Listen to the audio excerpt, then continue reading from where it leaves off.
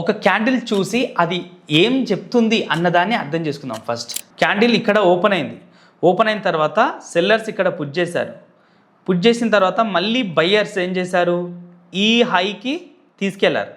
ఈ హైకి తీసుకెళ్ళిన తర్వాత మళ్ళీ సెల్లర్స్ ఇక్కడ తెచ్చి క్లోజ్ చేశారు. ఒక క్యాండిల్లో 4 క్యారెక్టర్స్ ఉంటాయి: ఓపెన్, లో, హై, క్లోజ్, ఈచ్ క్యాండిల్కి.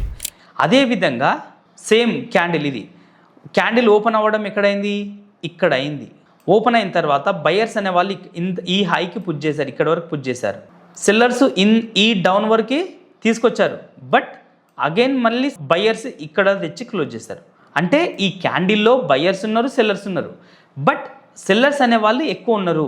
ఇదంతా సెల్లర్స్ అని అర్థం. ఒక క్యాండిల్ ఓపెన్ అయిన నుంచి ఎక్కడైతే ఓపెన్ అవుతుందో ఆ ఓపెన్ అయిన ప్లేస్ నుంచి డౌన్లో క్లోజ్ అయితే దాన్ని బేరిష్ క్యాండిల్గా పరిగణిస్తారు. బులిష్ క్యాండిల్ ఓపెన్ అయిన పాయింట్ నుంచి అబోవ్ క్లోజ్ అయితే అది బులిష్ క్యాండిల్గా ఫామ్ అవుతుంది. ఇక్కడ క్యాండిల్ ఇదంతా బయర్స్ ఉన్నారని అర్థం. ఈ విక్ ఏం చెప్తుంది, సెల్లర్స్ అని అర్థం ఇక్కడ.